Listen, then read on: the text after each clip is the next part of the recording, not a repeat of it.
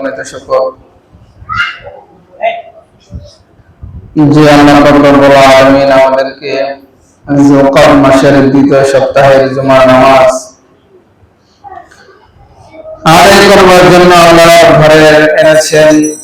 এই জন্য আল্লাহ রব্বুল আলামিনের শুকরিয়া আদায় করি, হৃদয় থেকে বলি আলহামদুলিল্লাহ। জিলকদ মাস চলতেছে, এইভাবে একটার পর একটা মাস অতিবাহিত হয়ে যাচ্ছে, একটা একটা দিন চলে যাইতেছে, একটা একটা সপ্তাহ, একটা একটা মাস চলে যাইতেছে। মানে আমার আপনার হায়াতের, আমার আপনার নির্ধারিত হায়াত থেকে একটা সপ্তাহ, একটা মাস ক্রমান্বয়ে চলে যাইতেছে।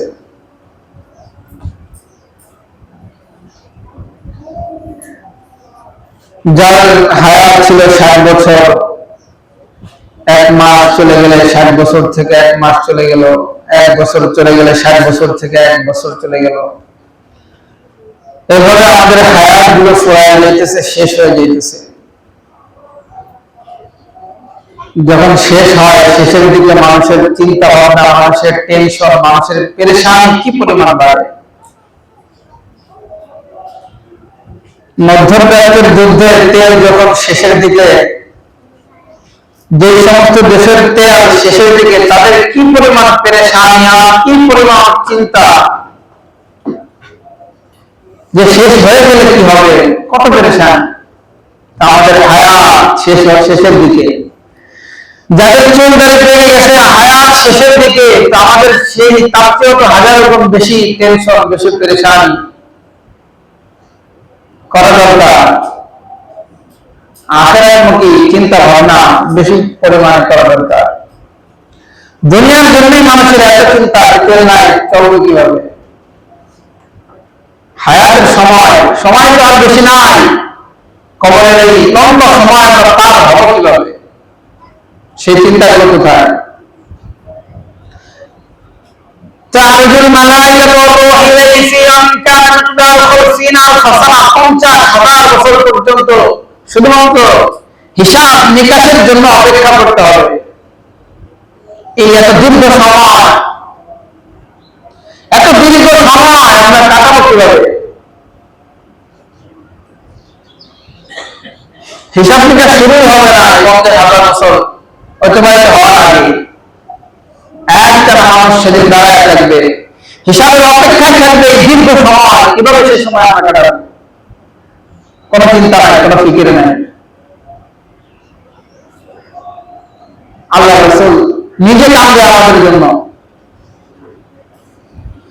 আল্লাহু আকবার। জান্নাত জাহান্নাম ভ্রমণ করবার পরে জিবরাইল আলাইহিস সালাম কাঁদে, আজরাইল আলাইহিস সালাম কাঁদে। জিজ্ঞেস করলেন বিশ্বনবী মুহাম্মদ রাসূলুল্লাহ সাল্লাল্লাহু আলাইহি ওয়াসাল্লাম, বলতেছে হে জিবরাইল, তোমাকে যতবার তোমার দিকে তাকাই তুমি কাঁদো কেন, তোমার কাছে পানি কেন পড়ে। বলতেছে ইয়া রাসূলুল্লাহ, ইয়া হাবিবাল্লাহ, যেদিন থেকে আমি জাহান্নাম দেখছি, সেই জাহান্নামের ভয়ঙ্কর সেই আযাব দেখে আমি আর নিজেকে কন্ট্রোল করতে পারি না। ভয়ে আমি কাঁপতে থাকি, আমার চোখে পানি ঝরে পড়তে থাকে। আজরাইল আলাইহিস সালাম আর হযরত জিবরাইল আলাইহিস সালাম দুজনকে আল্লাহর হাবিব প্রশ্ন করলেন। দুজনেই উত্তরে একই প্রশ্নের জবাবে একই উত্তর দিলেন, সেই জাহান্নামের ভয়ে আমি কাঁদি। দুই ফেরেশতা জাহান্নাম ভ্রমণ করবার পর থেকে আল্লাহর হাবিব যখন তাদের দিকে তাকায়, তাদের চোখে পানি, তারা ভয়ে কাঁদে, জাহান্নামের ভয়ে। এবার দুই ফেরেশতা একসঙ্গে মিলে আল্লাহর হাবিবকে প্রশ্ন করলেন, ইয়া রাসূলুল্লাহ, ইয়া হাবিবাল্লাহ, আমরা যখন আপনাকে দেখি তখনও তো দেখি আপনি কাঁদেন, আমরা যখন আপনার দিকে তাকাই তখনও তো দেখি আপনার চোখে পানি, আর জাহান্নাম ভ্রমণ করবার পর থেকে এই দৃশ্য। দুই ফেরেশতা মিলে একসঙ্গে যখন আল্লাহর হাবিবকে প্রশ্ন করলেন, আল্লাহর হাবিব জবাব দিচ্ছে, হে জিবরাইল, হে আজরাইল, যেদিন থেকে তোমরা আমাকে জাহান্নাম ভ্রমণ করাইতে নিয়ে গেলা, সেই জাহান্নাম ভ্রমণ করে আসার পর আর আমি আমার চোখের পানি ধরে রাখতে পারি না। জাহান্নামের এই ভয়ঙ্কর দৃশ্য, এই ভয়ঙ্কর আযাব, এই আযাবের লেলিহান দেখে আমি আমি আমি চোখের পানি ধরে রাখতে পারি না। আমি এই জন্য কাঁদি, তোমরা তো নিজের জন্য কাঁদো, আর আমি বিশ্বনবী কাঁদি আমার উম্মতের জন্য, যে আমার উম্মত এই ভয়ঙ্কর এই শাস্তি কিভাবে তারা দিবে, এটা কিভাবে এই শাস্তির মধ্যে তারা থাকবে, এই ভয়ঙ্কর জাহান্নামের মধ্যে কিভাবে তারা থাকবে। আমি আমার উম্মতের জন্য কাঁদি। আমাদের জন্য আল্লাহ রাসূলের এত চোখে পানি, এত কান্না, যে কিভাবে সেই জাহান্নামে থাকবো, অথচ সেই আমাদের কোনো ভাবনা নাই যে কিভাবে আমরা জাহান্নামে থাকবো, কিভাবে আমরা সেই জাহান্নামের আযাব সহ্য করবো, কোনো ভাবনা নাই। আল্লাহ রাসূলের এত ভাবনা আমাদেরকে নিয়ে, এত ভাবনা আমাদেরকে নিয়ে, আমাদের কোনো ভাবনা নাই। কত গুনাহ, একের পর এক গুনাহ হইতেছে, কোনো অনুশোচনা নাই, কোনো অনুতাপ নাই, কত গুনাহ আমরা করতেছি। হায়াতের সময় একের পর এক মাস চলে যেতেছে, হায়াতের সময় কমে আসতেছে। তাহলে কি পরিমাণ চিন্তা আমাদের করা উচিত ছিল, আর কি পরিমাণ চিন্তা আমরা করতেছি।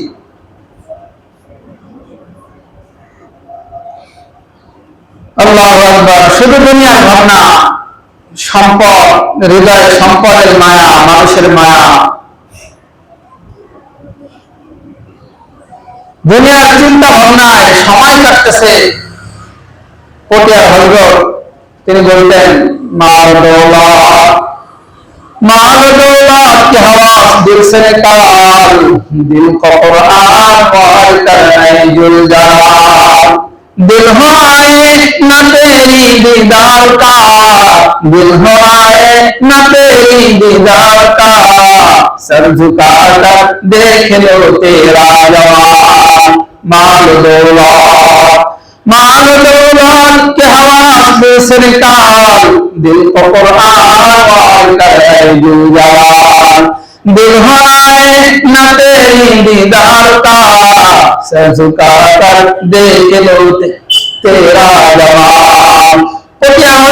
তাহাজ্জুদের নামাজের পরে দুহাত উত্তোলন করে আল্লাহ তাআলাকে বলতেন, আল্লাহ আমার হৃদয়ের মধ্যে দুনিয়ার মায়া ভরা, আমার হৃদয়ের মধ্যে মানুষের মহব্বত ভরা।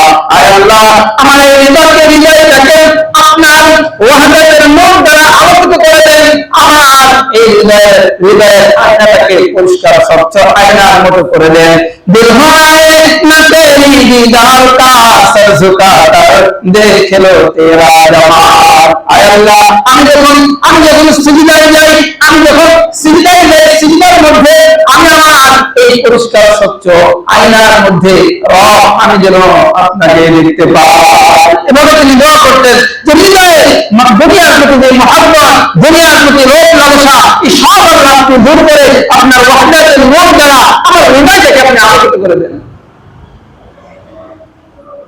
হৃদয় আর জিহ্বা এই দুটো একটার সঙ্গে জড়িত। হৃদয় ঠিক, জিহ্বা ঠিক, জিহ্বা ঠিক, সব অঙ্গগুলো ঠিক।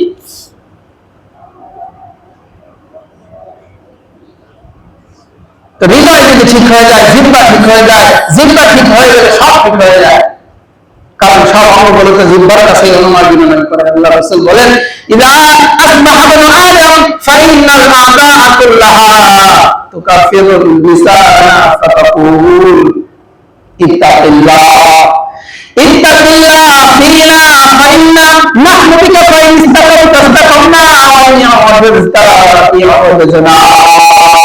সব অঙ্গগুলো আদম সন্তান ঘুম থেকে যখন উঠে, ফজরের পর ঘুম থেকে ওঠার পর সব অঙ্গগুলো জিহ্বার কাছে অনুমার্জনা করে যে তুমি যদি ঠিক পথে চলো, তুমি ইত্তাকিল্লাহ ফাইন্না নাহনু বিকা, তুমি আল্লাহকে আমাদের ব্যাপারে ভয় করো, কেননা আমরা তোমার সাথে ফাইন্না নাহনু বিকা, তোমার সাথেই তো জড়িত।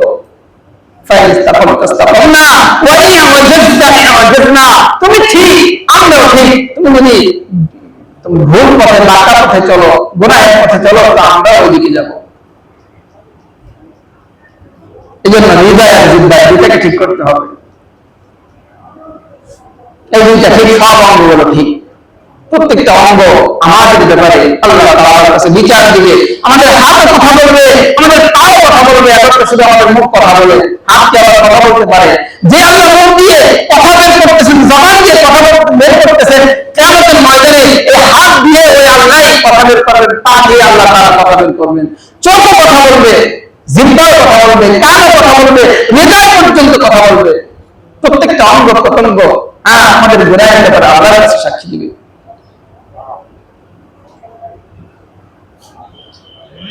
যদি ভালো কাজ করি তো আল্লাহ তাআলার কাছে ভালোই সাক্ষী দিবে। এই জন্য আমল বাড়ানো, কিভাবে আমল করলে বেশি সওয়াব হয়, অল্পতে বেশি সওয়াব কিভাবে হয়, এই শুক্রবারের দিন, জুমার দিন, অনেক গুরুত্বপূর্ণ একটা আমল হলো দুরূদ। আল্লাহ রাসূল বলতেন যে তোমরা জুমার দিনে একটু বেশি পরিমাণে দুরূদ পড়ো আমার উপর। জুমার দিনে সাহাবায়ে কেরাম বেশি বেশি দুরূদ পাঠ করতেন। ছোট থেকে ছোট দুরূদ যদি কেউ পড়ে সাল্লাল্লাহু আলাইহি ওয়াসাল্লাম, এতটুকু যদি কেউ পড়ে, রাসূল বলতেছেন মান সাল্লা আলাইহি ওয়াহিদান সাল্লা আলাইহি আশরা, একবার পড়লে 10 বার রহমত। শুধু এই রহমত দিয়ে শেষ নয়, তার কাছে বৃদ্ধি করবে। একে তো কেউ দুরূদ পড়লে তার রহমান 10টা রহমত কমপক্ষে নাযিল হবে। 2 নম্বরে তার 10টা নেকি তার আমল নামায় আল্লাহ পাক লিখে দিবেন। আর 3 নম্বরে তার 10টা গুনাহ আল্লাহ তাআলা মাফ করে দিবেন। আর 4 নম্বরে জান্নাতের মধ্যে তার 10টা পদমর্যাদা বৃদ্ধি করে দিবেন। কি করছেন আপনি? শুধু এতটুকু পড়ছেন সাল্লাল্লাহু আলাইহি ওয়াসাল্লাম, পড়ছেন শুধু এতটুকু সাল্লাল্লাহু আলাইহি ওয়াসাল্লাম, 3-4 সেকেন্ড লাগে, কিন্তু দেওয়ার সময় রব দিল কতটুকু? পড়লেন একটু, দেওয়ার সময় রব দিলেন কত? 10টা নেকি দিয়ে দিলেন, 10টা গুনাহ মাফ করে দিলেন, 10টা রহমত দিলেন, আবার জান্নাতের মধ্যে পদমর্যাদা বৃদ্ধি করে দিলেন। দিতেই আছেন, নিতে চাই না আমরা।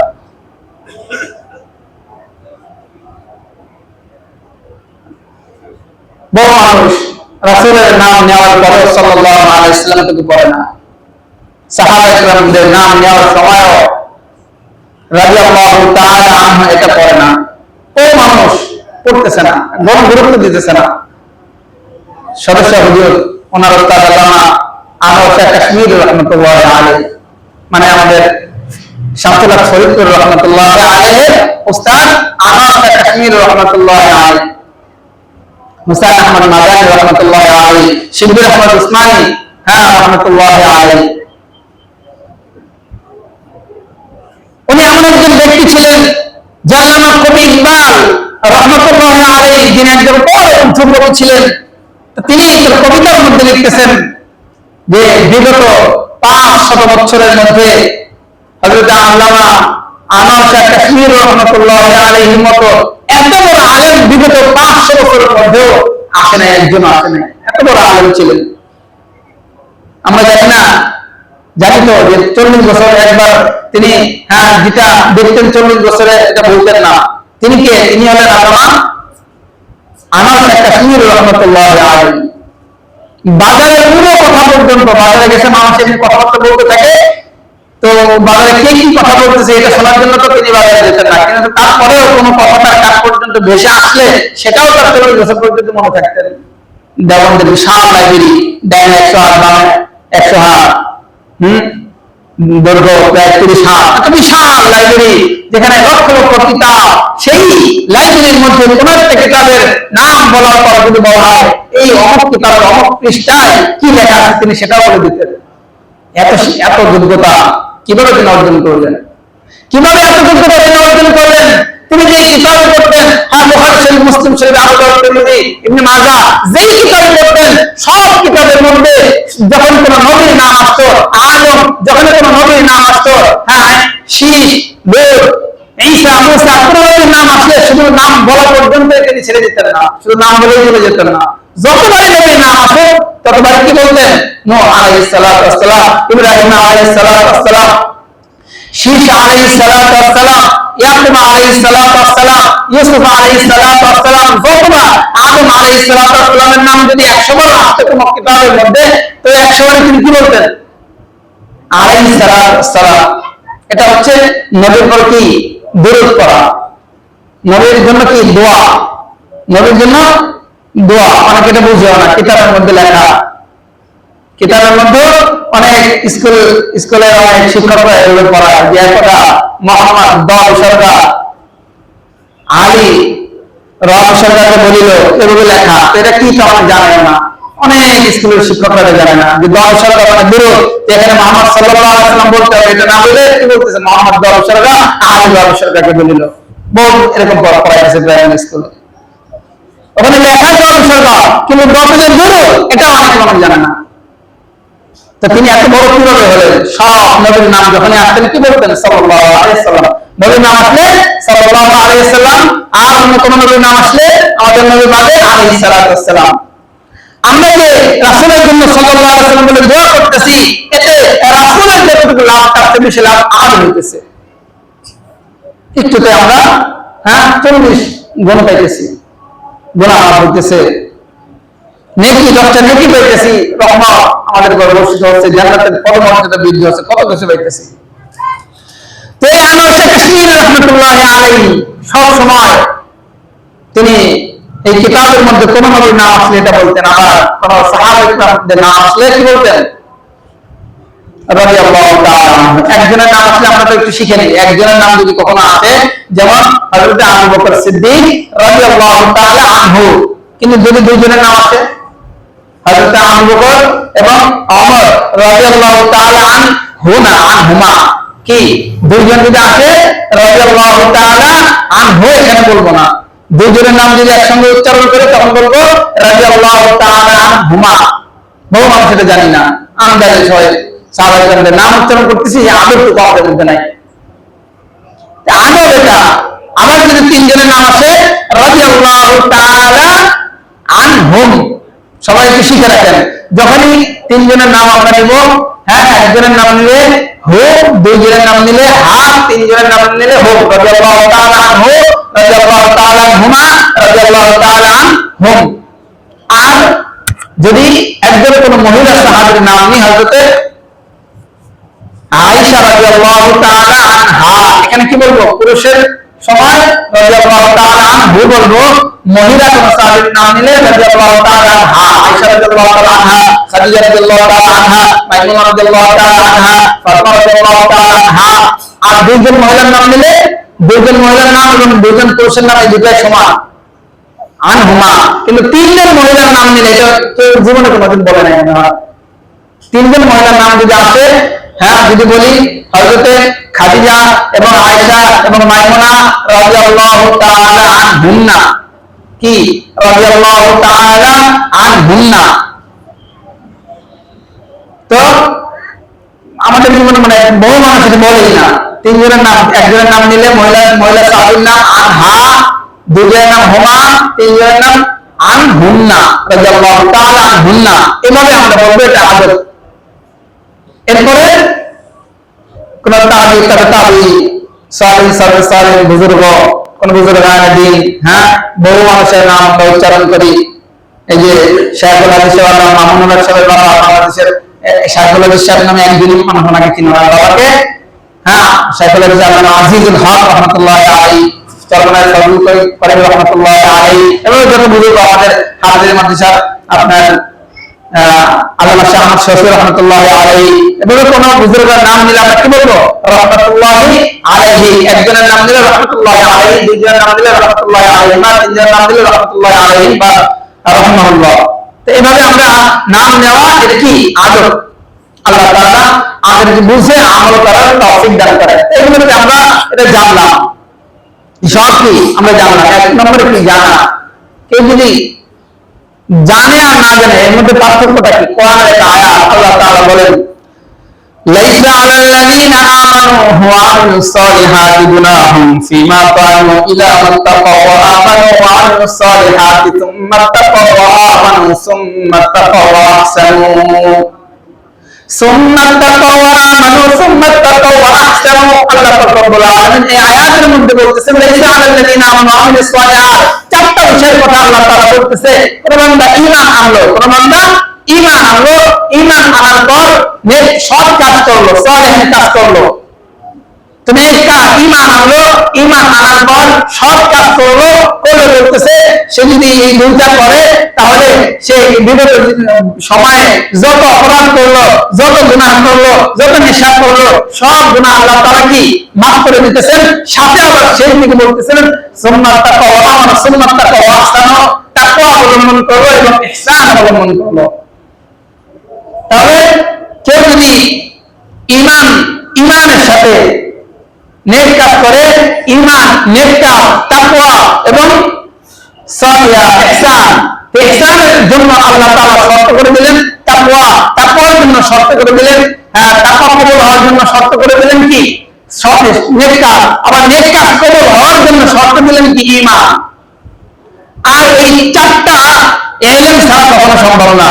যদি ইলম ছাড়া, ইলমের বুনিয়াদ ছাড়া কেউ যদি ঈমান আনে, ইলমের বুনিয়াদ ছাড়া যে ঈমান আনলো ওই ঈমান কোন সময় কাজে হয়ে যেতে পারে। ইলমের বুনিয়াদ ছাড়া কেউ যদি ঈমান আনে ওই ঈমান গুমরাহের দিকে চলে যেতে পারে। ইলমের বুনিয়াদ ছাড়া কেউ যদি ঈমান আনে সেই ঈমান আপনার বিভিন্ন মাঝে চিন্তা করতে পারে, মাঝে হয়ে যেতে পারে। তো ঈমানের জন্য ইলম শর্ত আল্লাহ তাআলা ধরে দিয়েছেন। যদি ঈমানের সাথে সাথে ইলম থাকে এটা কখনো গুমরাহের দিকে যায় না, জাহান্নামের পথের দিকে যায় না, শয়তান তাকে ধোঁকা দিতে পারে না। এই জন্য ইলমের আমাদের ঈমানের সাথে সাথে ইলম শর্ত, জানা শর্ত। তাআলা বলে ফারিদাতুন আলা কুল্লি মুসলিম, আল্লাহ রাসূল সাল্লাল্লাহু আলাইহি ওয়াসাল্লাম এই জন্য বলেছেন যেটা ফরজটাকে খায় না, এটা বুঝি না। ফরজ মানে বাধ্যতামূলক। আমরা যে খাবার খাই, খাবার না খেলে বাঁচতে পারবো না, খাবার খাওয়া বাধ্যতামূলক। ঠিক এরকম ভাবে ইলম জানা এটা বাধ্যতামূলক। জানবো, জানার পর আমল করবো, সেই আমলের প্রতিদান আল্লাহ তাআলা আমাদেরকে দিবেন। জাযাআন বিমা কানু ইয়ামালুন, আল্লাহ তাআলা যে আমাদেরকে প্রতিদান দিবেন আমাদের আমলের বিনিময়ে। আমরা আমল করবো, এই আমলের বিনিময়ে আল্লাহ প্রতিদান স্বরূপ কি জান্নাত দিবেন। তা আমল আমরা কতটুকু করলাম? কেউ যদি সারা জীবন তাকবীরের সাথে ইবাদত যদি করে তাহলে সে তার কাছে অসীম ইবাদত করতে পারে, কিন্তু আল্লাহর ইলমে এটা তো অসীম না। আল্লাহর ইলমে যেটা সীমিত, আল্লাহর ইলমে কি সে 5 বছর 60 বছর ইবাদত করছে, কেউ 80 বছর কেউ বেঁচে থাকলে বা 100 বছর বেঁচে থাকলে সে 100 বছর ইবাদত করছে। 100 বছরে ইবাদত করে আল্লাহ তাআলা তাকে কি দিবেন? 100 বছরের জন্য 100 বছরের জান্নাত দিবে। কথার কথা 1000 বছর বেশি করে দিলে 1000 বছর দিল। কিন্তু 100 বছরে ইবাদত করে সে কোটি কোটি বছরে, অনন্ত কালের বছরে সেই জান্নাতটা সে কিভাবে পাবে? এই অল্প সময় ইবাদত করে জান্নাতটা পাবে কিভাবে? আল্লাহ তো বলেন জাযাআন বিমা কানু ইয়ামালুন, জান্নাতের আমলের বিনিময়ে। আরেক আয়াতের মধ্যে আল্লাহ তাআলা বলতেছেন লিয়াফিয়াহুম উজুরহুম, আল্লাহ তাআলা বলতেছেন লিয়াফিয়াহুম উজুরহুম ওয়া ইয়াজিদাহুম মিন ফাদলি। এখানে আল্লাহ তাআলা বলতেছেন বান্দারা যে ইবাদত করে লিয়াফিয়াহুম উজুরহুম, আমি এটা আপনাদেরকে বুঝায় দিব। 100 বছর ইবাদত করব তার বিনিময়ে আমি আল্লাহ তাআলা দিব 50 বছর, 50 বছর বিনিময়ে আমি আর দিব। কিন্তু এই অনন্ত কালে সেই জান্নাতটা কিভাবে দিবে? ওয়াজিদাহুম মিন ফাদলি, এই যে ফজল, আল্লাহর এই ফজলের ভান্ডার থেকে বান্দাকে দিতে থাকবে। সে যে ইবাদত গুলো করছে এই ইবাদত দিয়ে তো জান্নাত দেওয়া কখনোই সম্ভব না। 50 বছর 100 বছর ইবাদত করছে, এটা দিয়ে অনন্তকালে জান্নাত কিভাবে দিবে? আল্লাহ তাআলা বলেন আমার যে ফজল, আমার যে অনুগ্রহ, আমার যে দয়া, এই দয়ার সাথে গুণ দিতে থাকবো। গুণ দিতে যেই পর্যন্ত না অনন্তকালে জান্নাত পাওয়ার যোগ্য, সেই পর্যন্ত আমি আমার বান্দার ইবাদতের সাথে গুণ দিয়ে ইবাদত বাড়াইতে থাকবো। এখন প্রশ্ন হচ্ছে কার আমলের সাথে কতগুলো গুণ আল্লাহ তাআলা দিবেন? কার আমলের সাথে আমাদের কতগুলো গুণ আল্লাহ তাআলা দিবেন? যার হৃদয়ে আল্লাহ তাআলার ভালোবাসা যতটুকু, যার হৃদয়ে আল্লাহ তাআলার প্রেম যতটুকু, যার হৃদয়ে তাকওয়া যতটুকু, যার দিলের কাইফিয়াত যতটুকু, ওই অনুযায়ী আল্লাহ তাআলা ওই বান্দাকে তত বেশি গুণ দিতে থাকবেন। যার অনেক বেশি আল্লাহর প্রতি ভালোবাসা, যার কাইফিয়াতের হার যেরকম আল্লাহ তাআলা ওই কাইফিয়াতের যা অনুযায়ী আল্লাহ তাআলা তাকে দিবেন, তত বেশি গুণ দিবেন। যার হৃদয়ে যত বেশি ভালোবাসা আল্লাহ তাআলা তত বেশি গুণ দিয়ে তার আমলের সাথে তত বেশি গুণ দিয়ে সেই জান্নাতের উপযুক্ত আল্লাহ তাআলা তাকে করে দিবেন। কারণ এই অল্প ইবাদত দিয়ে আর জান্নাত সম্ভব না। এবারে আমাদের ইবাদত যতটুকু আছে, এই যতটুকু নিয়ে আমরা আল্লাহর কাছে যাব, যদি আল্লাহ তাআলা উপযুক্ত মনে করেন জান্নাত দেওয়ার, তখন গুণ দিয়ে তখন আমাদেরকে কি সেই জান্নাত আল্লাহ পাক রব্বুল আলামিন আমাদেরকে দান করবেন। আল্লাহ পাক উক্ত বিষয়গুলো বুঝে আমাদেরকে আমল করার তৌফিক দান করেন। তো সর্বপ্রথম বলতেছিলাম আদব সাহাবাদের প্রতি, রাদিয়াল্লাহু তাআলা আনহু বলা, নবীর নাম আসলে বা প্রত্যেকটা বিষয়ে আদব রয়েছে। এই আদবের প্রতি খুব যত্নশীল হওয়া, বেয়াদবকে আল্লাহ তাআলা পছন্দ করেন না। তা আমরা যে মসজিদে ঢুকি, মসজিদের তো অনেক আদব রয়েছে। মসজিদের কি অনেক আদব, উচ্চস্বরে কথা বলা যায় না। একজন ব্যক্তি নামাজ পড়তেছে আর একজন পিছনে চিল্লাইতেছে, তাহলে সে যে আল্লাহ তাআলার সাথে কথা বলতেছে, এই যে বিঘ্নতা ঘটলো তার কারণে, পিছনে যে কথা বলতেছে তার কারণে সম্পূর্ণ সে গুনাহগার হবে। চরম একটা অন্যায় করলো, সে চিল্লায়, সে কথা বলে তার এই মনোযোগ নষ্ট করে দিল। আল্লাহ তাআলার সাথে কথা বলতেছে, নামাজের মধ্যে নামাজ আদায় করতেছে, সে নামাজের মধ্যে বিঘ্নতা ঘটালো, এর গুনাহগার সম্পূর্ণ বিরুদ্ধে কথা বলছে সে। তো কথা না বলা, এটা কি মসজিদের আদব। তারপরে মসজিদের মধ্যে প্রবেশ করা, অনেক সম্মানিত ব্যক্তি, তাদের সম্মান এত বেশি, তাদের জুতার সম্মান এত বেশি, সেই জুতাটা বাইরে রাখে না, জুতা সহ মসজিদে ঢুকে। জুতার এত দাম যে জুতা নিয়ে মসজিদে ঢুকতেছে। জুতা কেন বাইরে রাখবে? জুতা নিয়ে কি করে মসজিদে ঢুকে? যেই ফ্লোরে মানুষ সিজদা দিতেছে, আল্লাহর কমিউনিটি পায়, সেই জায়গায় কি জুতা লাগিয়ে গেছে। এই সামনে মসজিদের ফ্লোরে যে না, ওর পেছনে যেখান থেকে সিঁড়ি থেকে যখন সে মসজিদের ফ্লোরে পা রাখে, ওই ফ্লোরতে একই দাম, পুরা মসজিদের ফ্লোরটা। এখানে মানুষ কি করতেছে? বহু মানুষ জুতা নিয়ে মসজিদে উঠতেছে। তো এদিকে আদব হলো নাকি আদব লঙ্ঘন হলো? অনেক গতকাল একজনকে দেখলাম যে জুতা নিয়ে বেরোর সময় আগে মসজিদের ফ্লোরে জুতাটা রাখে, তারপরে বের হচ্ছে। এটা অনেক বড় বেয়াদবি। এরপর আমাদের জুতা রাখে মসজিদের মধ্যে, বক্স দেওয়া, এই বক্সে জুতা রাখে না, কি করে? বক্সের নিচে এমনি জুতাটা রেখে দেয়, ময়লাগুলো সরাই যায় না পাশে। তা আমরা কি করবো? মসজিদে ওঠার সময়, বের হওয়ার সময় সবসময় জুতাটাকে সিঁড়িতে রাখবো, মসজিদের ভিতরে কখনোই রাখবো না, এটা আদব লঙ্ঘন হয়। আর জুতাটা সবসময় বক্সে রাখবো। এবার দ্বিতীয় নম্বর কথা হলো টুপি। টুপি এটা কি সম্মানের জিনিস না? জুতা অসম্মানের জিনিস, পায়ের নিচে রাখে, কিন্তু টুপি তো সম্মানের জিনিস, এটা সুন্নাত। আল্লাহ রাসূলের সুন্নাত, আল্লাহ রাসূল মাথায় রাখতেন, সুন্নাত পালনার্থে আমরাও সেই সম্মানিত টুপিটাকে মাথায় রাখি। তা আমরা যদি টুপির সাথে বেয়াদবি করি, আপনার খামখেয়ালি করে, গুরুত্বহীনতা, টুপিটা নামাজ পড়লাম, ভুল করে টুপিটা চাইলে ফেলে দিলাম। অনেক মানুষ ওই ঘুরে থেকে টুপি নেয়, নামাজ পড়ে, এরপরে কি টুপিটাকে চাইলে ফেলে দেয়, এমনি মানে দূর থেকে বাইরে। তার মানে কি? এটা কোনো গুরুত্ব নাই, কোনো মানে এটা কোনো সম্মান নাই, এই জন্য ফেলে দিলাম। টুপিটা কি অসম্মানের জিনিস না সম্মানের জিনিস? আর টুপি যে এখানে সবাই যেমন চায় সেই টুপি নিয়ে নামাজ পড়ে, এই টুপিটা সব নামাজীদের জন্য না, যার মনে চায় সেই টুপি নিয়ে নামাজ পড়তেছে, এমন করতেছে যে টুপিটি রাখা আছে নামাজের জন্য। এটা কি সবার জন্য এই টুপি? এই টুপিটা হলো ওই শ্রেণীর মানুষের জন্য যারা বিভিন্ন কাজ করতেছে বা গোসল করতেছে, নামাজের সময় চলে যাইতেছে। তো নামাজের সময় চলে যাইতেছে, আর বাড়িতে টুপি আইনে আমি যদি নামাজটা পড়ি তো নামাজ জামাত পাবো না, খুব তাড়াহুড়োর মধ্যে সে টুপিটা নিয়ে নামাজ পড়তে পারে, তাদের জন্য। আর যারা সব মানে ধারাভাবে যদি এখান থেকে টুপি নাই, সে কি মনে করতেছে যে টুপির কোনো গুরুত্ব নাই, এটা কেনার কোনো প্রয়োজন নাই, মসজিদে আছে, মানে এটা এত সম্মান যে যেহেতু আল্লাহ রাসূলের সুন্নাত, এটা সম্মানী জিনিস, এটা মাথায় নিয়ে গেলে সম্মানের জিনিস। এটার গুরুত্ব আসবে কখন? আপনি যখন নিজের টাকা খরচ করে সুন্দর টুপি পরবেন। টুপি ছাড়া কেউ নামাজ পড়লে অলসতা এবং অসতর্কতা, কারো যদি অলসতা থাকে বা অসতর্কতা থাকে, সে টুপি কেনে না। অলসতা এবং অসতর্কতা যদি গুরুত্ব থাকে, অবশ্যই সে টুপি কেনে। গুরুত্ব না থাকলে, সে যদি টুপির দাম না দেয়, মর্যাদা রক্ষা না করে, সে টুপি কিনে না, সে মসজিদে আপনি নিয়ে পড়ে গেলেন। তো এটা ঠিক না। সম্মানের জিনিস যেহেতু সবাই আমরা কি করবো? মাথায় রাখবো, পকেটে রাখবো, নামাজের সময় নামাজ পড়বো। তো এই জোর থেকে টুপি নিলে কেনার প্রয়োজন, বাড়ি থেকে আপনি আনলেন না, তার মানে কি দরকার মনে করবেন না, এটা মসজিদে পাইলে পাইলাম, না পাইলে নেই। এটা একটা মানে গুরুত্বহীনতা। এই গুরুত্বহীনতা, এটা কি ঠিক? অলসতা, অসতর্কতা, গুরুত্বহীনতা ছাড়া টুপি মাথায় ছাড়া নামাজ পড়লে নামাজটা মাকরুহ, আল্লাহর কাছে অপছন্দনীয়। আল্লাহ পাক রব্বুল আলামিন আমাদেরকে এই বিষয়গুলো বুঝে আমল করার তৌফিক দান করুন। আদবি একটা জিন্দেগি, আমলি একটা জিন্দেগি আল্লাহ পাক রব্বুল আলামিন গঠন করার তৌফিক দান করেন। আর আরেকটা বিষয় হলো, আমাদের দেলাওয়ার ভাই এবং রফিক সাহেবের পক্ষ থেকে দোয়া চাওয়া হয়েছে। আমাদের আলহাজ মোহাম্মদ গিয়াসউদ্দিন সাহেব, ওনার জন্য দোয়া চাওয়া হয়েছে। সিঙ্গাপুরে উনি চিকিৎসাধীন আছেন, তো ওনার জন্য দোয়া চাওয়া হয়েছে। নামাজের পরে দোয়া করবো। একই সাথে সাইফুদ্দিন কাদের চৌধুরী, আলহাজ মোহাম্মদ গিয়াসউদ্দিন কাদের চৌধুরী এমপি এবং সাইফুদ্দিন কাদের চৌধুরীর 11তম মৃত্যুবার্ষিকী, তার জন্য দোয়া চাওয়া হয়েছে। এবং সাইফুদ্দিন কাদের চৌধুরীর ছেলে সাকিব কাদের চৌধুরী ও তার পরিবারের জন্য দোয়া চাওয়া হয়েছে। আলহাজ মোহাম্মদ গিয়াসউদ্দিন কাদের চৌধুরীর ছেলে সামির কাদের চৌধুরী, তার জন্য এবং তার পরিবারের জন্য দোয়া চাওয়া হয়েছে। আমরা নামাজের পরে দোয়া করবো, আল্লাহ পাক তাদের পরিবারের সকল সমস্যার সমাধান করে দেন এবং আমার সাথে সাথে আমাদের সবার পরিবারে যার যে সমস্যা সবার সব সমস্যা দূর করে দেন।